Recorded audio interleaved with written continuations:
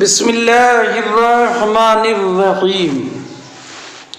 باب وجوبی صلاۃ الجماعہ۔ یہ باب نماز بجماعت کے وجوب کے بیان میں ہے، یعنی اگر کوئی عذر شرعی نہیں ہے تو نماز بجماعت ادا کرنا لازم ہے۔ اب آپ کچھ تعلیقات سماعت فرمائیں۔ فرماتی ہیں وقال الحسن ان منعته امه عن العشاء في الجماعة شفقة لم يطعنا۔ امام حسن بصری رضی اللہ تعالی عنہ نے بیان فرمایا، اگر آدمی کو اس کی والدہ شفقت کے طور پر اسے عشاء کی نماز بجماعت پڑھنے سے روکے تو والدہ کی اطاعت اور فرما برداری نہیں کرے گا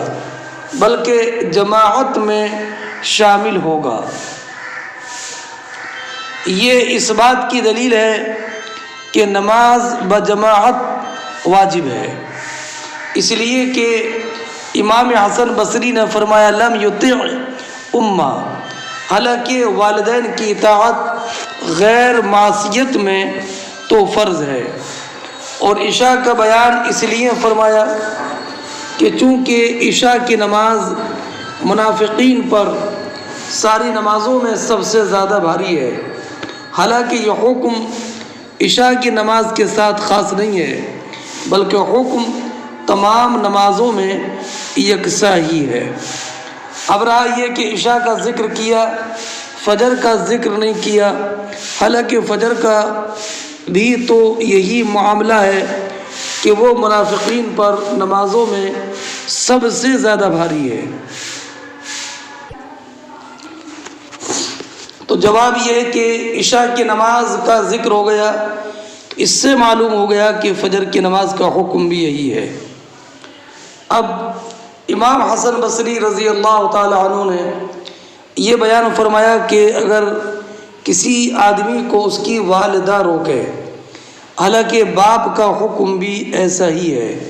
اس لیے کہ دونوں کی اطاعت واجب ہے، تو پھر ماں کا ذکر خاص کیوں کیا؟ اس لیے کہ ماں کی شفقت باپ کے مقابل اولاد پر زیادہ ہوتی ہے۔ اب اگلی روایت سنیے۔ حدثنا عبد الله بن يوسف قال اخبرنا مالك عن ابي الزناد عن العارج عن ابي هريره ان رسول الله صلى الله عليه وسلم قال والذي نفسي بيده لقد هممت ان آمر بحطب فيحطب ثم آمر بالصلاة فيؤذن لها ثم آمر رجلا فيؤم الناس ثم أخالف إلى رجال فأحرق عليهم بيوتهم والذي نفسي بيده لو يعلم أحدهم أنه يجد عرقا سمينا أو مرمتين حسنتين لشهد العشاء۔ حضرت ابو ہریرہ رضی اللہ تعالی عنہ بیان فرماتے ہیں کہ نبی کریم صلی اللہ تعالی علیہ وسلم نے ارشاد فرمایا، قسم اس ذات کی کہ جس کے قبض و قدرت میں میری جان ہے، میں نے یہ ارادہ کیا تھا کہ میں کچھ لکڑیاں جمع کرنے کا حکم دوں، فَيُحْطَبَ تو وہ لکڑیاں جمع ہو جائیں، جمع کی جائیں، تو پھر میں نماز کے لیے کسی کو حکم دوں، اس کے لیے اذان دی جائے، پھر میں کسی شخص کو حکم دوں کہ وہ لوگوں کو نماز پڑھائے، ثم اخالف الی رجال، پھر میں ان لوگوں کے پاس جاؤں جو نماز میں شریک نہیں ہوئے ہیں، اور ان سمیت ان کے گھروں کو آگ لگا دوں، اس ذات کی قسم جس کے دست قدرت میں میری جان ہے، اگر ان میں سے کسی کو یہ پتہ ہو جائے کہ انہ یجد عرقا سمینا، کہ ایک موٹی بھموری ہوئی جس پر تھوڑا سا گوشت باقی رہ جائے، ایسی ہڈی پائے گا، او مرمتین حسنتین، یا بہترین 2 پائے کھانے کو مل سکتے ہیں، تو اگر یہ معلوم ہو جائے کہ نماز پڑھنے کے لیے جائیں گے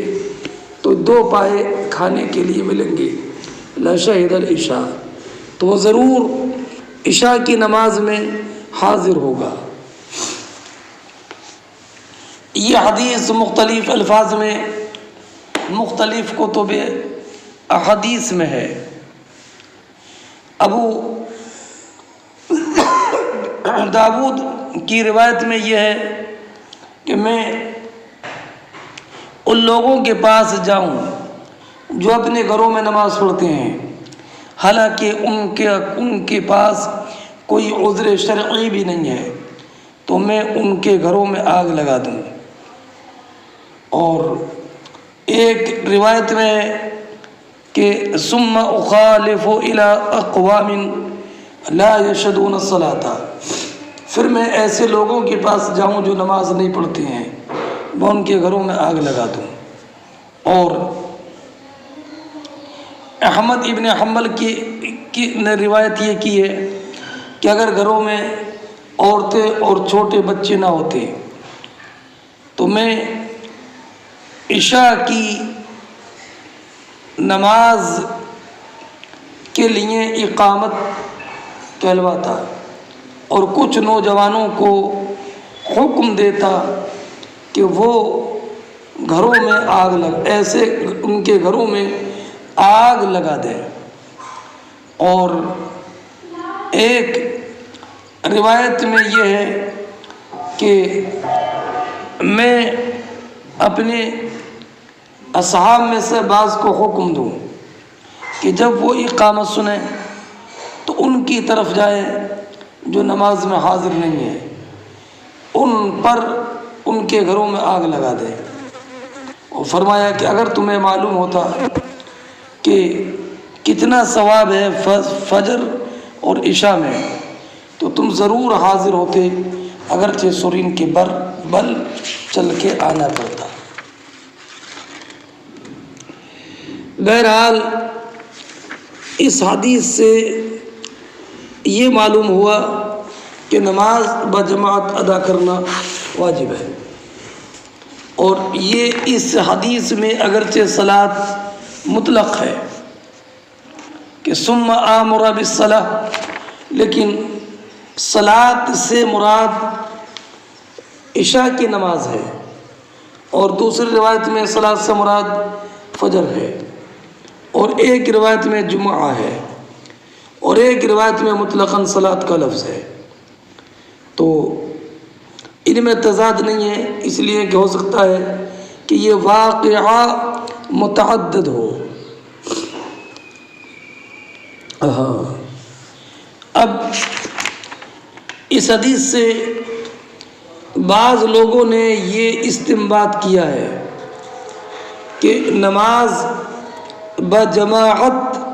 ادا کرنا واجب ہے، نماز و جماعت ادا کرنا واجب ہے، اور جو یہ کہا گیا کہ سنت مؤکدہ ہے تو سنت اس لیے کہتے ہیں کہ چونکہ اس کا وجوب سنت سے ہے۔ اب اگر کسی کی نماز فوت ہو جائے، نماز بجماعت کسی کی نماز جماعت کے ساتھ چھوٹ جائے تو اس پر یہ واجب نہیں ہے کہ دوسری مسجد میں جا کر جماعت کی تلاش کرے۔ ہاں، اگر دوسری مسجد میں پہنچ کر نماز بجماعت پڑھ لی تو یہ بہتر ہے۔ اور یہ نماز بجماعت پڑھنا ان پر واجب ہے جو معذور نہیں ہے۔ لہذا اگر مریض یا اپاہج ایسے ہیں کہ جو چلنے پر قادر نہیں ہیں تو ان پر جماعت کی حاضری واجب نہیں ہے۔ ہاں، اب نماز بجماعت کے واجب ہونے پر دلیل یہ ہے کہ اگر سنت نہ ہوتی، اگر واجب نہ ہوتی، خالی سنت ہوتی تو نبی کریم علیہ السلام اتنی سخت وعید نہ فرماتے کہ میں ان کے گھروں کو جلا دوں۔ اور اس نماز بجماعت کے وجوب پر دلیل نماز خوف بھی ہے کہ نماز بخوف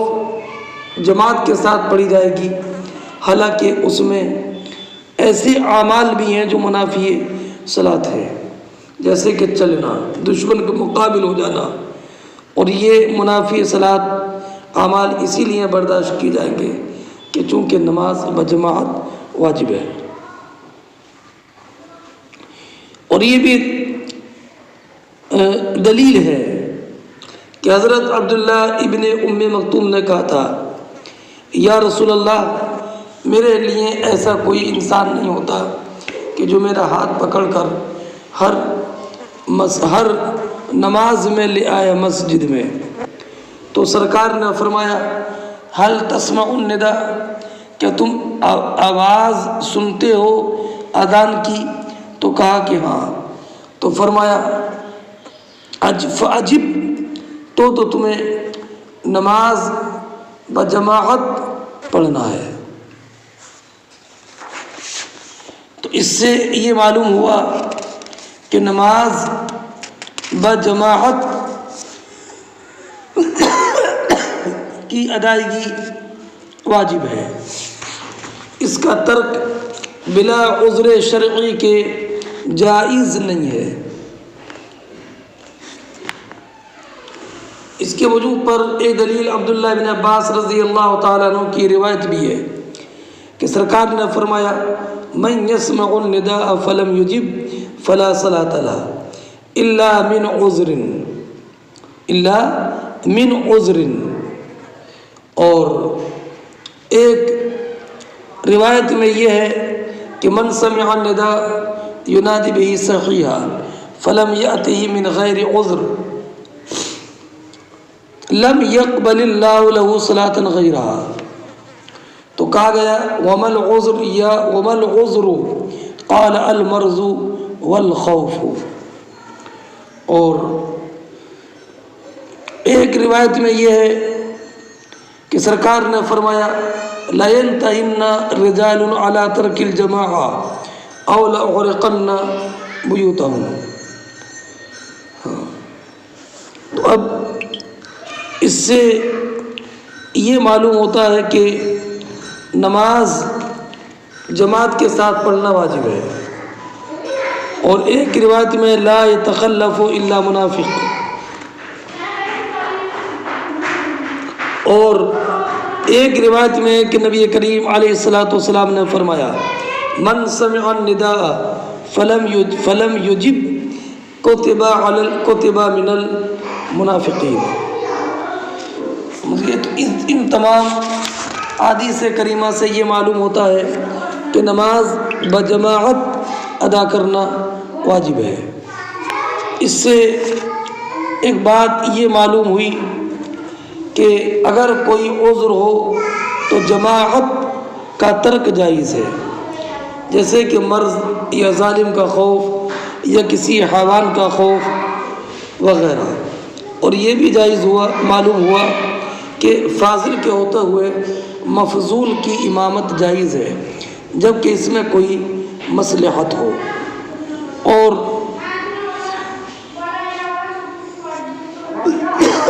اس سے یہ بھی معلوم ہوتا ہے کہ اگر کسی پر حق واجب ہے اور وہ مکان میں چھپ جائے تو اس کو مکان سے نکالا جائے گا. اور یہ بھی معلوم ہوا کہ نماز بجماعت قصداً ترک کرنے والے یہ سخت گناہ گار ہیں. اب اگلا باب آپ دیکھیں، باب فضل صلاۃ الجماعہ، نماز بجماعت کی فضیلت کا باب. پہلے باب میں یہ بیان فرمایا کہ نماز بجماعت واجب ہے، اور یہاں پر یہ بیان فرماتے ہیں کہ نماز بجماعت کا ثواب تنہا نماز پڑھنے کے بمقابل بہت زیادہ ہے. وَكَانَ الْأَسْوَدُ إِذَا فَاتَتْهُ الْجَمَاعَةُ ذَهَبَ إِلَى مَسْجِدٍ آخَرَ. حضرت اسود ابن یزید تابعی جب ان کی نماز بجماعت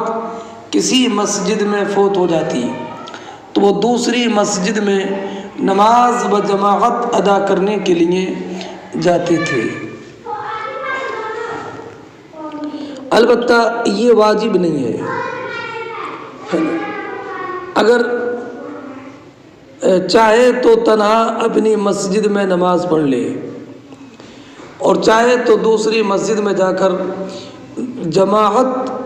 کے ساتھ نماز ادا کرے. ہاں اگر مسجد حرام میں یا مسجد نبوی میں ہے تو اور جماعت نکل گئی تو اس سے نکل کر دوسری مسجد میں نہ جائے بلکہ انہی میں نماز پڑھے، اس لیے کہ ان دو مسجدوں میں نماز پڑھنا یہ دوسری مسجد کی نماز بجماعت سے بھی بڑھ کر باعث اجر ہے. وجاء انس الى مسجد قد صلي فيه فاذن واقام وصلى جماعه. حضرت انس بن مالک رضی اللہ تعالی عنہ ایک مسجد میں آئے،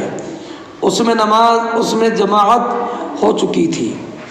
فاذن واقام وصلى جماعه. تو حضرت انس بن مالک رضی اللہ تعالیٰ عنہ نے اذان پڑھی اور اقامت کہی اور نماز بجماعت پڑھی. اس کی تفصیل دوسری ایک روایت میں یہ ہے کہ انس بن مالک رضی اللہ تعالیٰ عنہ 20 افراد کے ساتھ مسجد میں حاضر ہوئے اور نماز بجماعت ہو چکی تھی تو آپ نے اذان و اقامت کے ساتھ میں دوسری جماعت کی. دوسری جماعت کرنا ہی جائز ہے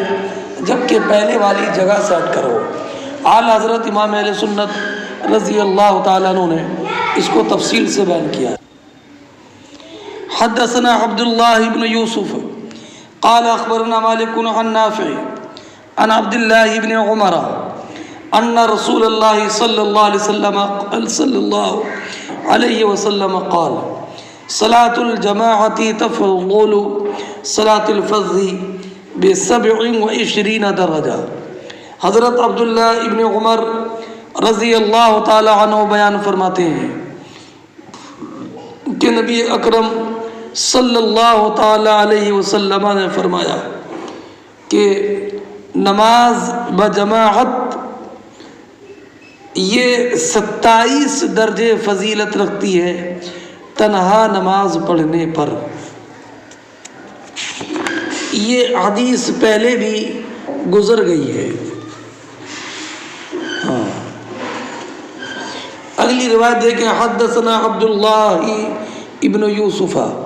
قال اخبرنا اللیث قال حدثني ابن الهاد عن عبد الله بن خباب عن ابي سعيد الخدري انه سمع النبي صلى الله عليه وسلم يقول صلاة الجماعة تفضل صلاة الفض ب25 درجة. ابو سعید خدری بیان فرماتے ہیں کہ انہوں نے نبی کریم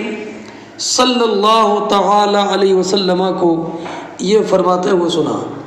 کہ نماز بجماعت کی فضیلت تنہا نماز پڑھنے پر 25 درجے زیادہ ہے۔ اب پہلی روایت میں آپ نے پڑھا 27 درجے اور اس روایت میں آپ نے پڑھا 25 درجے، تو 25 اور 26 درجے کے فرق کی وجہ میں نے پہلے بیان کر دی ہے۔ یہ حدیث 600 یہ حدیث پہلے گزر گئی ہے۔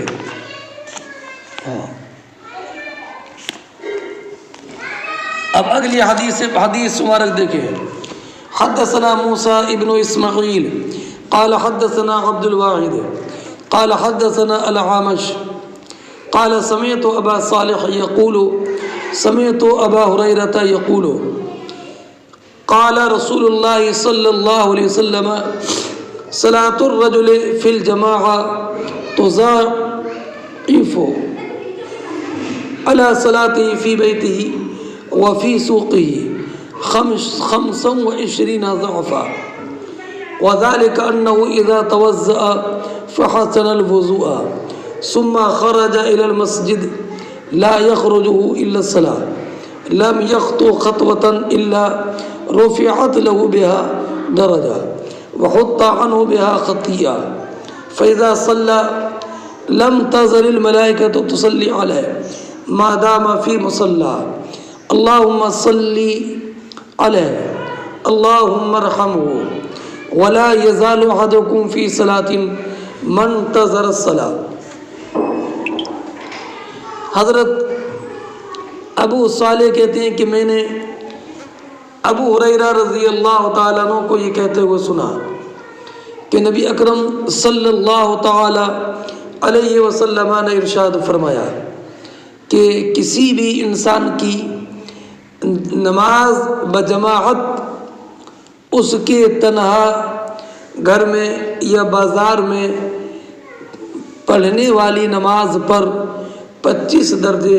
فضیلت رکھتی ہے۔ وذالک انہ اذا توضأ، وہ اس لیے کہ جب انسان اچھا وضو کرے اور پھر مسجد کی طرف چلے اور اس کے جانے کا مقصد صرف نماز ہو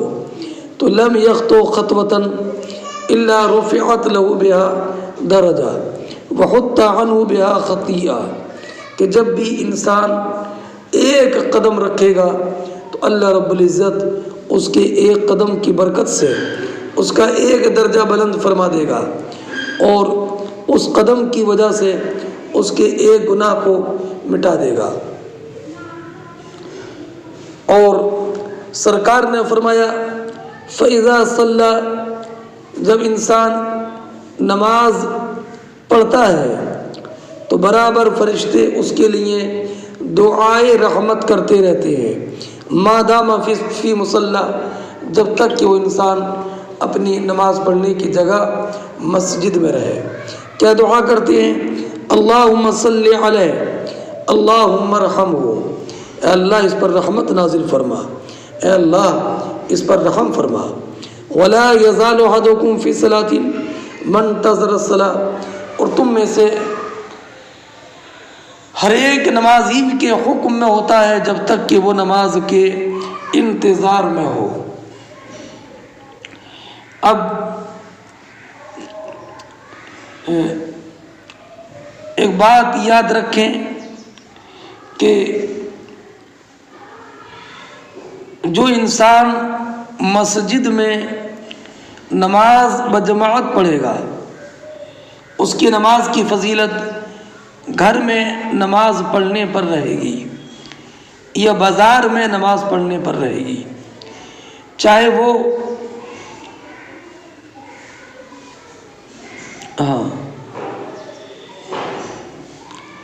اگر تنہا پڑھتا ہے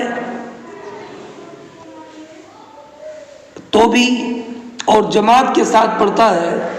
گھر میں، تو جماعت کے ساتھ گھر میں نماز پڑھنے والی نماز کی فضیلت گھر میں تنہا نماز پڑھنے پر تو رہے گی، لیکن گھر میں نماز بجماعت پڑھنے پر اس نماز بجماعت کو فضیلت رہے گی جو نماز کے مسجد میں پڑھی جائے۔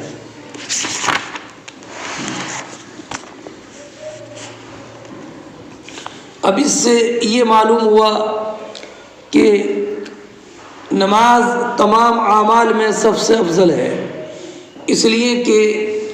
نماز انسان جب پڑھتا ہے تو رحمت کے فرشتے اس کے لیے مغفرت اور رحمت کی دعا کرتے ہیں۔ اور اس سے ایک بات یہ بھی معلوم ہوئی کہ نماز کے جماعت نماز کی صحت کے لیے شرط نہیں ہے، توجہ رکھنا، اس لیے کہ نبی کریم علیہ الصلوۃ والسلام کا ارشاد کہ نماز بجماعت کی فضیلت تنہا نماز پڑھنے پر 25 یا 27 درجے ہے، تو اس سے یہ معلوم ہوا کہ منفرد کی نماز بھی صحیح ہو جاتی ہے نا، اس لیے کہ اگر نماز صحیح نہ ہو تو پھر اس میں بالکل فضیلت ہی نہیں ہوگی۔ تو اب نماز بجماعت اس سے 25 درجے افضل ہونے کا مطلب کیا ہوگا؟ اور اس سے یہ بھی معلوم ہوا کہ جو لوگ نماز کی صحت کے لیے جماعت کی شرط بتاتے ہیں، اس حدیث سے ان کا رد ہوتا ہے، جیسے کہ داؤد اور ان کے متبعین۔ باب فضل صلاۃ الفجر فی جماعت، یہ باب اس بارے میں کہ جماعت کے ساتھ فجر کی نماز کی فضیلت بیان ہو۔ ہاں،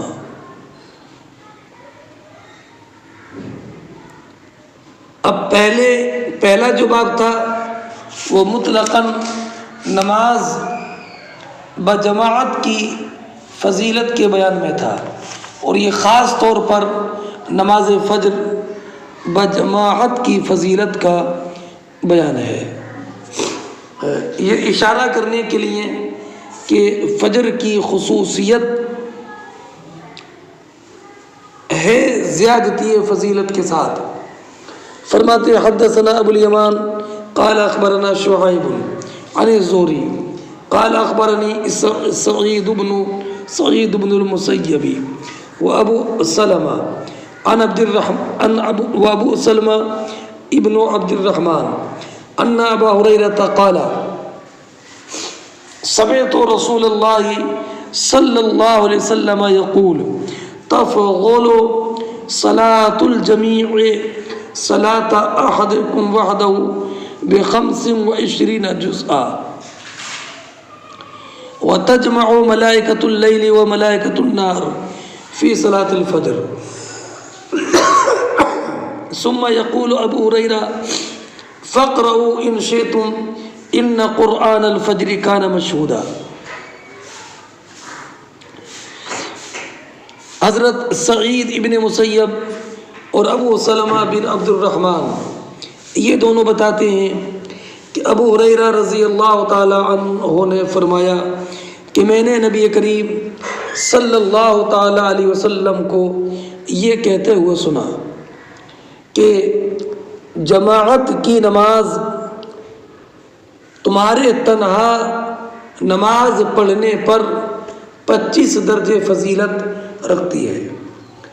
اور فرمایا نبی اکرم صلی اللہ تعالی علیہ وسلم نے کہ دن اور رات کے فرشتے نماز فجر میں جمع ہوتے ہیں۔ اور پھر ابو ہریرہ کہتے تھے اگر چاہو تو یہ آیت کریمہ پڑھو ان قرآن الفجر کان مشہودا۔ ان قرآن الفجر میں قرآن سے مراد نماز ہے، اس لیے کہ نماز مستلزم قرآن ہے، تو معنی یہ ہوا ان صلاۃ الفجر کان مشہودا، بے شک فجر کی نماز میں فرشتوں کی حاضری ہوتی ہے اور نماز فجر مشہود ہے۔ قال شعیب وحدثنی نافع عن عبد اللہ بن عمر قال تفضلها ب27 درجہ۔ عبداللہ ابن عمر رضی اللہ تعالی عنہ بیان فرماتے ہیں کہ نماز بجماعت کی فضیلت تنہا نماز پڑھنے پر 27 درجے زیادہ ہے۔ اب مطابقت حدیث کے ترجمۃ الباب سے وَتَجْتَمِعُ الْمَلَائِكَةُ اللَّيْلِ وَمَلَائِكَةُ النَّهَارِ ہے، اس لیے کہ یہ جملہ کہ رات اور دن کے فرشتے فجر کی نماز میں جمع ہوتے ہیں، یہ نماز فجر کی مزید خصوصیت پر دلالت کرتا ہے۔ یعنی فرشتوں کا حضور یہ سبب ہے فجر کی نماز بجماعت کی افضلیت پر، اور ایسی عصر کی نماز بھی ہے، اس کا ذکر پہلے گزر گیا۔ اور نبی کریم علیہ الصلوۃ والسلام نے ان نمازوں کی تاکید پر، ان نمازوں پر کی نماز بجماعت کی ادائیگی پر زیادہ تاکید فرمائی، تاکہ جو ان نمازوں میں حاضر ہو فرشتے خود اس کے عمل کو لے کر جائیں اور اس کے لیے گواہی دیں، ہے نا؟ ہاں، اور یہ بھی ممکن ہے کہ ان دو نمازوں میں فرشتوں کا اجتماع ہے نا، یہ الگ سے خصوصیت ہے ان نمازوں پر جن میں فرشتے جمع نہیں ہوتے ہیں، یعنی نماز ظہر، نماز مغرب اور نماز عشاء پر، ان دونوں کی الگ سے خصوصیت اور افضلیت رہے گی۔ حدثنا عمر بن حفص قال حدثنا ابی قال حدثنا الاعمش قال سمعت سالما قال سمعت ام الدرداء۔ حضرت سالم بیان فرماتے ہیں کہ میں نے ام درداء کو یہ کہتے ہوئے سنا کہ دخل علی ابو الدرداء وهو مغضب، کہ میرے پاس ابو درداء حاضر ہوئے، ابو درداء حاضر ہوئے، اور عالم یہ تھا وهو مغضب، اور عالم یہ تھا کہ وہ بہت غضب ناک تھے، یعنی بہت زیادہ وہ غصے میں تھے، غصے میں تھے۔ تو میں نے معلوم کیا ما اغضبک، آپ کس وجہ سے غصے میں ہیں، کیا پریشانی ہے؟ تو حضرت ابو درداء رضی اللہ تعالی عنہ نے بیان فرمایا واللہ ما اعرف من امت محمد صلی اللہ علیہ وسلم شیئا الا انہم یصلون جمیعا۔ ابو درداء نے بیان فرمایا خدا کی قسم میں نبی کریم صلی اللہ تعالی علیہ وسلم کی امت کے کسی بھی معاملے کو نہیں دیکھتا کہ وہ بدل نہ گیا ہو، ہر معاملے میں تبدیلی پیدا ہو گئی، صرف ایک بات باقی رہ گئی کہ یہ سب مل کر نماز بجماعت پڑھ لیتے ہیں،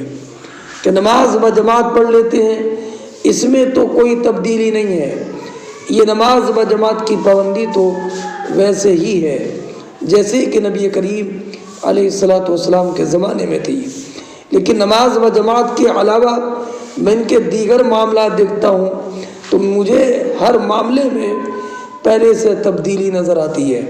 تو اس تبدیلی کو دیکھ کر مجھے غصہ اور غم ہے۔ اب مطابقت حدیث کی ترجمۃ الباب سے، ترجمۃ الباب کیا ہے؟ باب صلاۃ الفجر فی جماعہ، یہ نا۔ اب اس سے یہ معلوم ہوا حضرت ابو درداء کے قول سے کہ اور تمام معاملات میں کچھ نہ کچھ تغیر ہو گیا، لیکن نماز بجماعت اپنی جگہ پر باقی ہے، اس میں کوئی تغیر نہیں ہے۔ تو یہ اس بات کی دلیل ہے کہ نماز بجماعت کی فضیلت ہے کہ اس میں کوئی تغیر واقع نہ ہوا۔ چلیے، اس سے ایک بات یہ معلوم ہوئی کہ امور دین میں سے اگر کسی امر میں کوئی تغیر واقع ہو جائے تو اظہار غضب جائز ہے، اور یہ بھی معلوم ہوا کہ اگر کسی منکر کو آپ دیکھیں اور اس کے روکنے پر استطاعت نہ ہو تو کم سے کم اظہار بیزاری ضرور چاہیے۔ حدثنا محمد بن العلاء قال حدثنا ابو اسامۃ عن برید بن عبد اللہ عن ابی بردہ عن ابی موسیٰ قال قال النبی صلی اللہ علیہ وسلم اعظم الناس اجرا فی الصلاة ابعدهم فابعدهم ممشى والذي ينتظر الصلاة حتى يصليها مع الامام اعظم اجرا من الذي يصلي ثم ينام۔ حضرت ابو موسیٰ اشعری رضی اللہ تعالی عنہ بیان فرماتے ہیں کہ نبی اکرم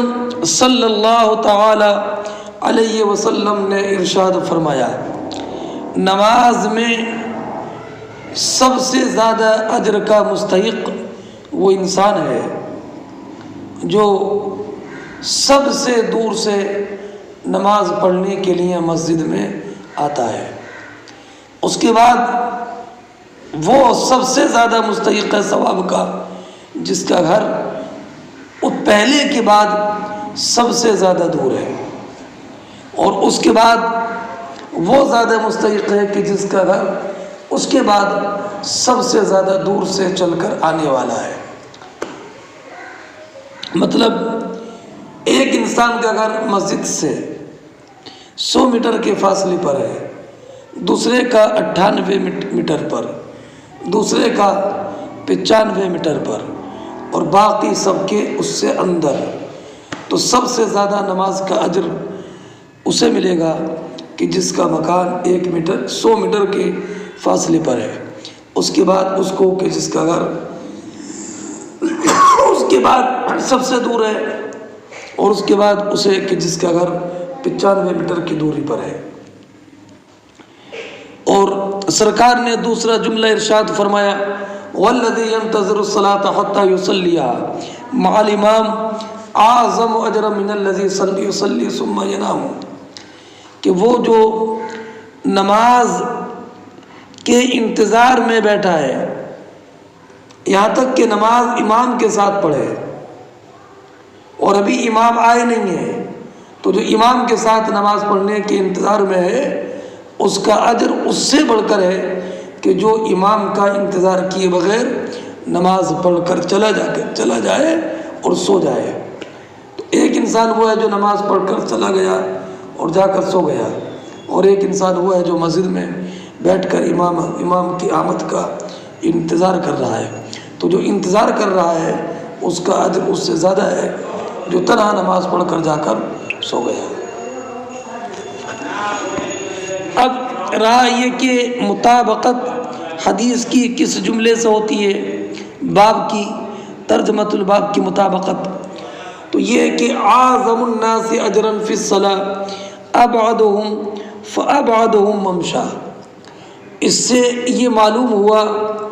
کہ نماز میں اجر کی زیادتی یہ دور سے آنے کی وجہ سے ہوتی ہے۔ کیوں ہوتی ہے؟ اس لیے کہ اس میں مشقت زیادہ ہے، تو اس سے معلوم ہوا کہ جس میں مشقت زیادہ ہو وہ عمل دیگر اعمال سے افضل ہوتا ہے، لہذا ہر وہ نماز جس میں مشقت کرنا پڑے اس اعتبار سے کہ دور سے چل کر آتا ہے تو اس کی نماز کا اجر اس سے زیادہ ہوگا کہ جس میں یہ مشقت نہ ہو۔ تو اس سے یہ معلوم ہوا کہ نماز فجر جب کہ اس میں دور سے چل کر آنا بھی ہو، اور اس کے ساتھ یہ بھی ہے کہ نماز فجر نیند کے بعد ہوتی ہے، جس نیند میں بدن کے لیے راحت ہوتی ہے، تو لا محالہ اس اعتبار سے نماز فجر افضل ہوگی دیگر نمازوں سے۔ یہی محلے یہی باب ہے، باب فضل صلاۃ الفجر فی جماعہ۔ اب رہا یہ معاملہ کہ نماز عشاء میں بھی تو یہ مشقت موجود ہے، تو ہم کہیں گے ہاں مشقت تو موجود ہے، لیکن نیند کا ترک اس میں نہیں ہے، اس لیے کہ عشاء کی نماز تو سونے سے پہلے ہوتی ہے۔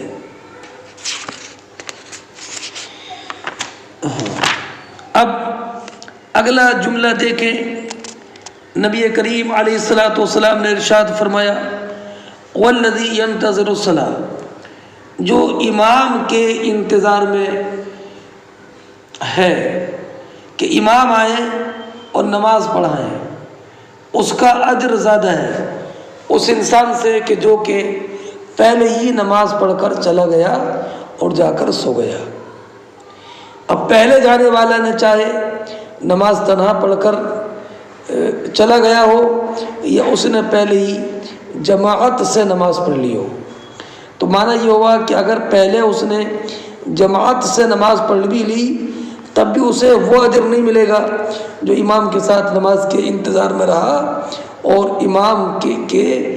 آخر وقت میں آنے کے بعد میں اس نے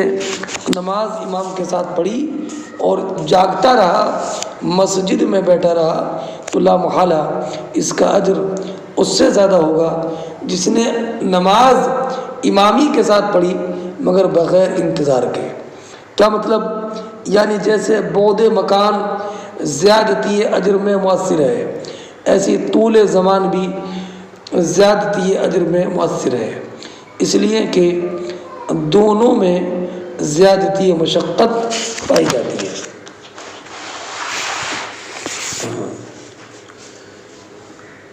اس سے ایک بات یہ معلوم ہوئی کہ اگر مسجد گھر سے دور ہے تو زیادہ قدم پڑنے کی وجہ سے اس میں ثواب بھی زیادہ ملے گا۔ باب فضل التہجیر الی الظہر، یہ باب اس بارے میں کہ ظہر کی نماز جلدی پڑھنا۔ فرماتے ہیں حدثنا قتیبہ عن مالک عن سمی مولا ابی بکر عن ابی صالح السمان عن ابی ہریرہ ان رسول اللہ صلی اللہ علیہ وسلم قال بینما رجل یمشی بطریق وجد غصن شوک علی الطریق فأخرہ فشکر اللہ له فغفر له۔ حضرت ابو ہریرہ رضی اللہ تعالیٰ عنہ بیان فرماتے ہیں کہ نبی کریم علیہ الصلاۃ والسلام نے ارشاد فرمایا کہ اگر کہ ایک مرتبہ ایک شخص کہیں جا رہا تھا، اس نے راستے میں ایک کانٹوں والی ایک شاخ پڑی ہوئی دیکھی، فأخرہ تو اسے ہٹا دیا، تو اللہ تبارک و تعالی نے فشکر اللہ اس کے عمل کو قبول کیا، فغفر لہ اور اس کی بخشش کر دی۔ ثم قال، اس کے بعد نبی کریم علیہ الصلاۃ والسلام نے ارشاد فرمایا الشہداء خمس،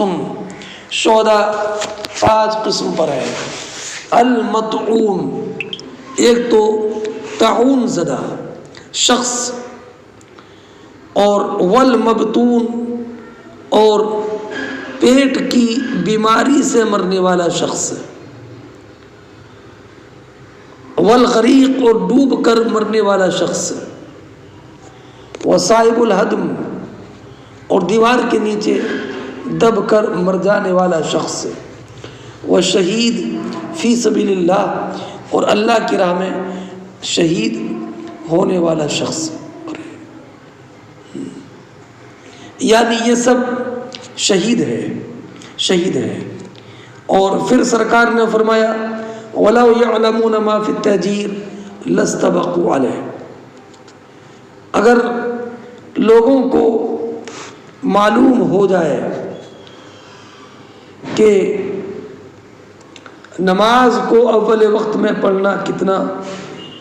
بڑا ثواب ہے،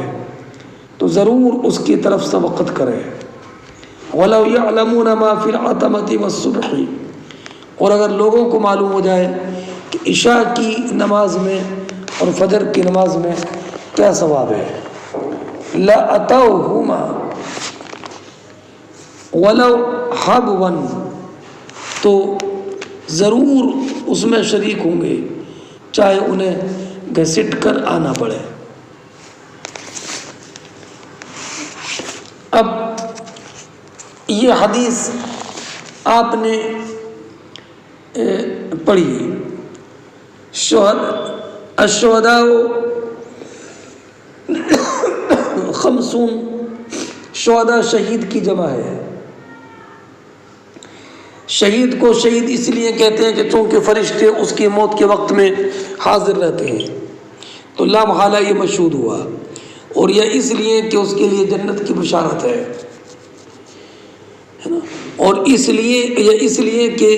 شہید اللہ کے نزدیک حاضر ہے، تو یہاں پر شہید بمعنی حاضر، اور یہ اس لیے کہ اللہ رب العزت نے اس کے لیے جو اعزاز تیار کیے اس نے ان کا مشاہدہ کر لیا۔ اب شہید اس حدیث میں یہ ہے کہ شہید 5 ہیں، اور ایک روایت میں یہ کہ موت الغریب شہادہ، مسافر کی موت بھی شہید ہے، اور ایک حدیث میں سرکار نے بتایا کہ جو عورت بچے کی پیدائش میں مر جائے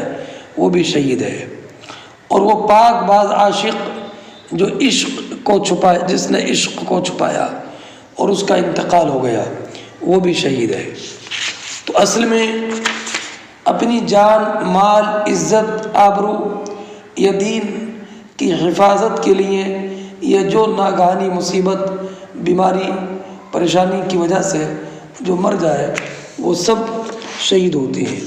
حصر مقصود نہیں ہے، اس لیے بعض روایتوں میں 5 کا ذکر ہے جو پڑھا آپ نے، بعض میں 8 کا ذکر ہے، بعض میں 7 کا ذکر ہے، بعض میں 9 کا ذکر ہے، اور بعض میں 18 کا ذکر ہے۔ ہاں،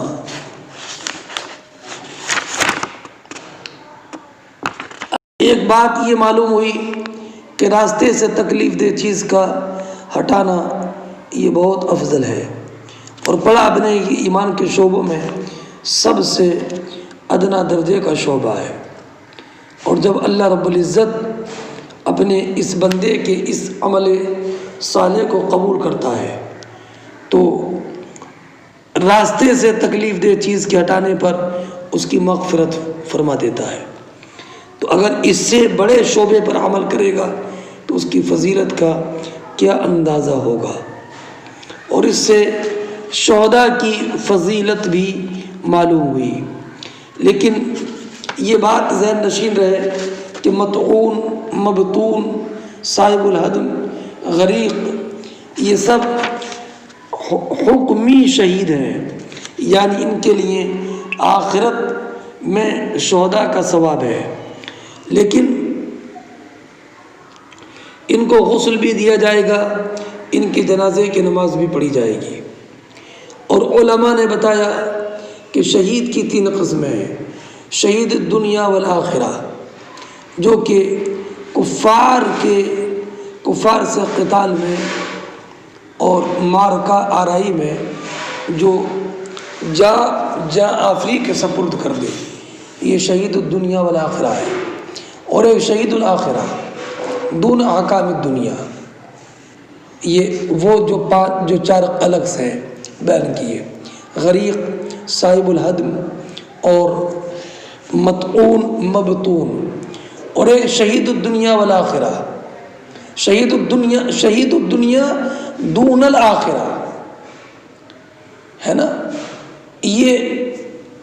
وہ شہید ہے جو کہ دنیاوی غرض کے لیے مارا جائے، اعلاء کلمت اللہ کے لیے نہیں، تو یہ آخرت میں اس کے لیے شہادت کا کوئی مقام نہیں ہے۔ اب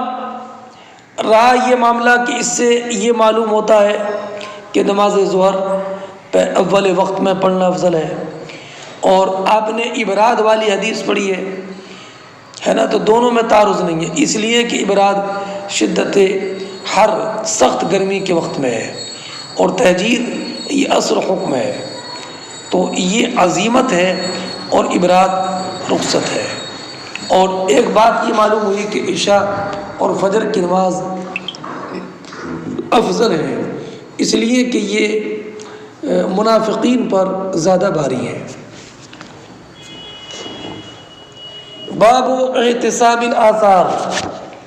یہ باب اس بارے میں کہ مسجد کی طرف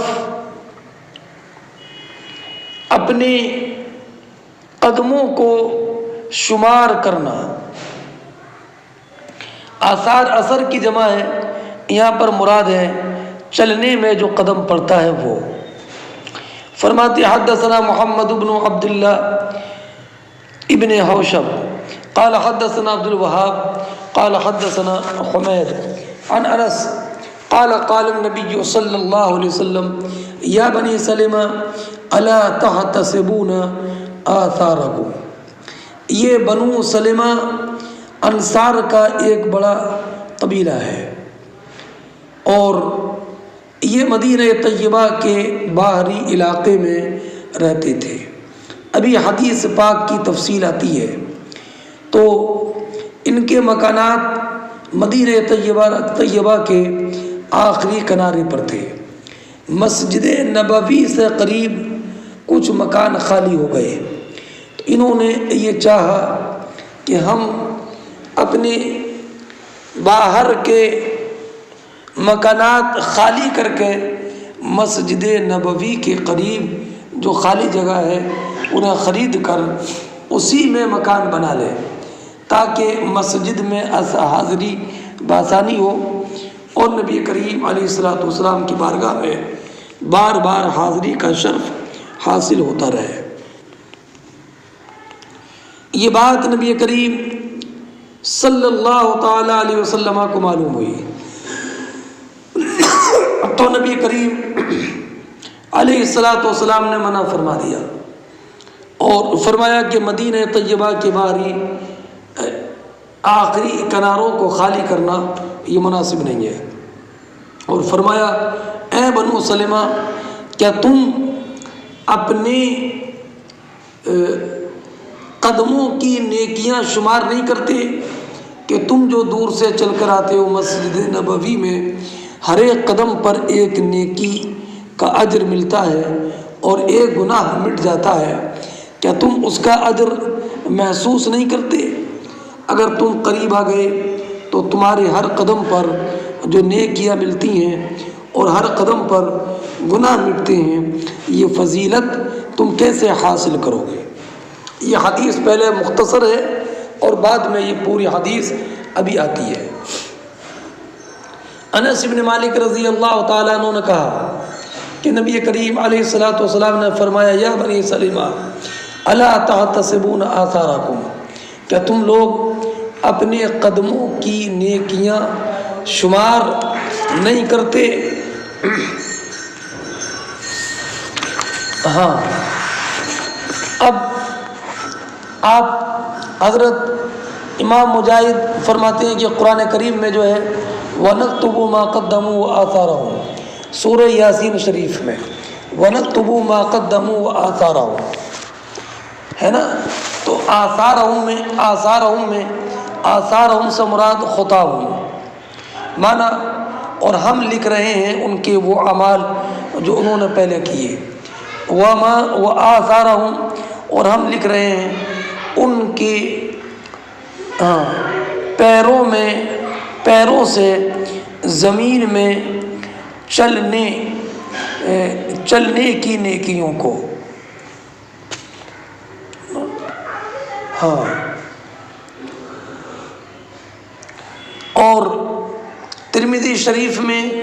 حضرت ابو سعید خدری سے یہ ہے کہ بنو سلمہ نے نبی کریم علیہ الصلوۃ والسلام کی بارگاہ میں یہ عرض کی یا رسول اللہ ہمارے گھر تو مسجد سے بہت دور ہے،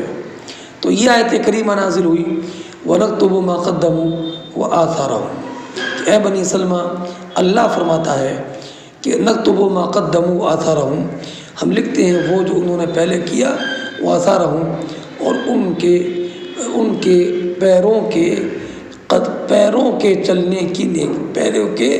چلنے کی نیکیوں کو فرماتے ہیں وقال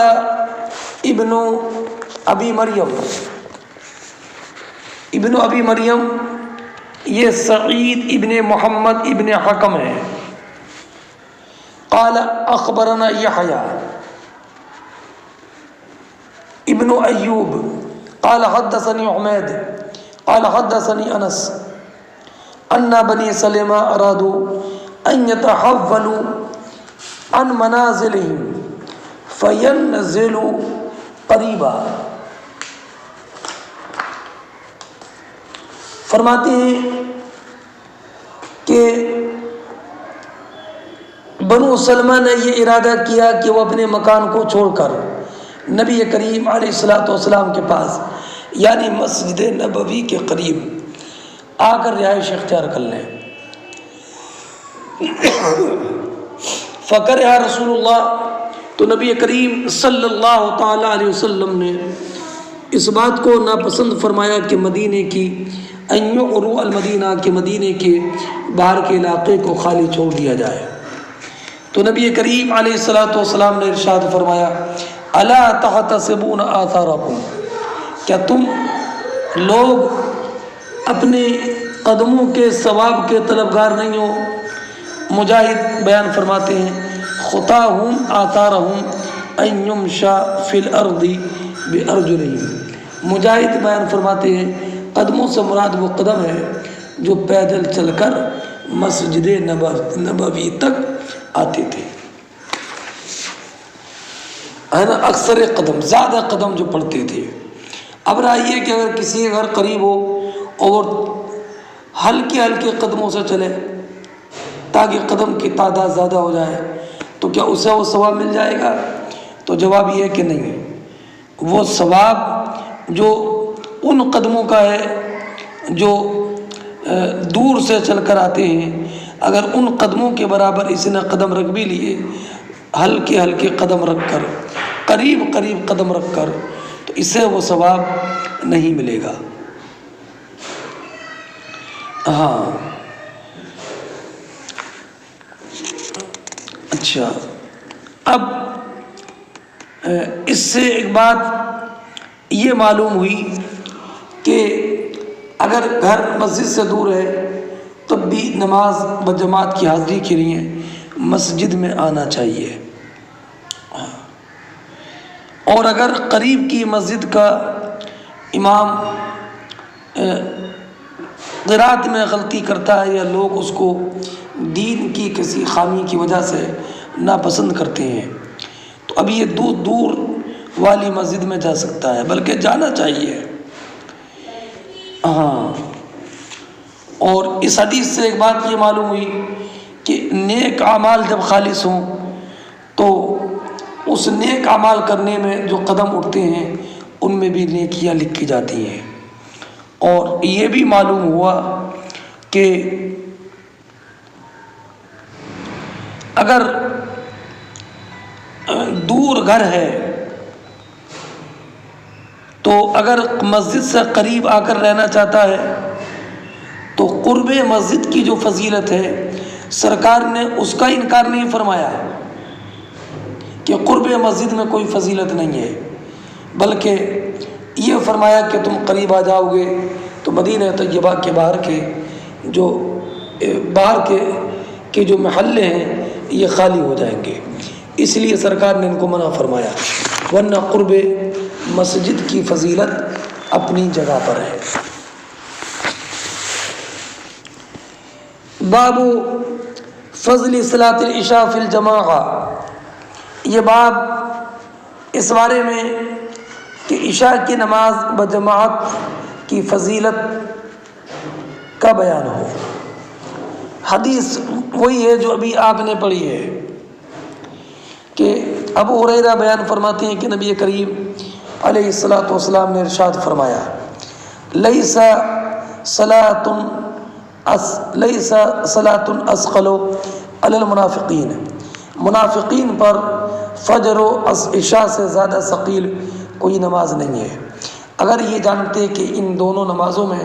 کتنا ثواب ہے تو ضرور آتے، اگرچہ گھسیٹتے ہوئے سرین کے بل۔ میں نے تو ارادہ کیا کہ میں مؤذن کو حکم دوں کہ وہ اقامت کہے، پھر میں کسی مرد کو حکم دوں کہ لوگوں کی امامت کرے، پھر میں آگ کے شعلے لے کر نکلوں اور ان کے گھر جلا دوں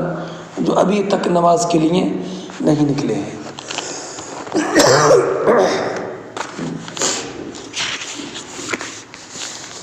ہاں، اگلا بات، یہ حدیث کی تشریح ابھی گزری ہے، ابھی اس کی تفسیر گزری ہے۔ اگلی روایت دیکھو، فما اثنین فما فوقہم، باب اثنان فما فوقہما جماعہ۔ یہ باب اس بارے میں کہ دو آدمی ہوں، ایک امام اور ایک مقتدی، یہ دو سے زیادہ ہوں، ایک امام اور دو مقتدی، تو یہ بھی جماعت ہے۔ فرماتے حدثنا مسدد قال حدثنا یزید بن زرع قال حدثنا خالد عن ابی قلابہ عن انس عن ابی قلابہ عن مالک بن الحویرث عن النبی۔ یہ حدیث پہلے گزر گئی ہے کہ حضرت مالک بن الحویرث کی نبی کریم علیہ الصلوۃ والسلام سے، کہ نبی کریم نے ارشاد فرمایا اذا حضرت الصلاۃ فاذنا، جب نماز کا وقت آ جائے تو تم میں سے ایک اذان کہے، واقیما، اور ایک اقامت کہے، ثم لیؤمکما اکبرکما، اور تم میں سے جو بڑا ہے وہ تمہاری امامت کرے۔ یہ کب فرمایا تھا؟ کہ جب کہ انہوں نے سفر کا ارادہ کیا تھا۔ باب من جلس فی المسجد ینتظر الصلاۃ وفضل المساجد، یہ باب اس انسان کی فضیلت کے بیان میں کہ جو کہ مسجد میں بیٹھے اس حال میں کہ وہ نماز کے انتظار نہ ہو، تاکہ نماز بجماعت پڑھے، اور مساجد کی فضیلت کے بیان میں۔ فرماتے ہیں حدثنا عبداللہ ابن مسلمہ عن مالک عن ابی الزناد عن العارج عن ابی ہریرہ ان رسول اللہ صلی اللہ علیہ وسلم قال الملائکۃ تصلی علی احدکم، فرشتے تم میں سے ہر ایک پر رحمت کی دعا کرتے ہیں جب تک کہ وہ انسان اپنے نماز پڑھنے کی جگہ میں ہو۔ کب تک؟ معلوم یحدث، جب تک کہ اس پر حدث طاری نہ ہو۔ کیا دعا کرتے ہیں؟ اللہم اغفر لہ، اللہم ارحمہ۔ فرماتے ہیں سرکار تم میں سے ہر ایک نمازی میں رہتا ہے جب تک کہ نماز اس کو روکے رہتی ہے، نماز کے انتظار میں رہتا ہے۔ لا یمنعہ ان ینقلب الی اہلہ الا الصلاۃ، نماز ہی اس کو اس کے گھر آنے سے، پلٹنے سے روکتی ہے۔ تو اگر ایسے وہ نماز کے انتظار میں ہے تو لا محالہ اس کو نمازی کا ثواب ملے گا۔ یہ حدیث پاک بھی ابھی گزری ہے۔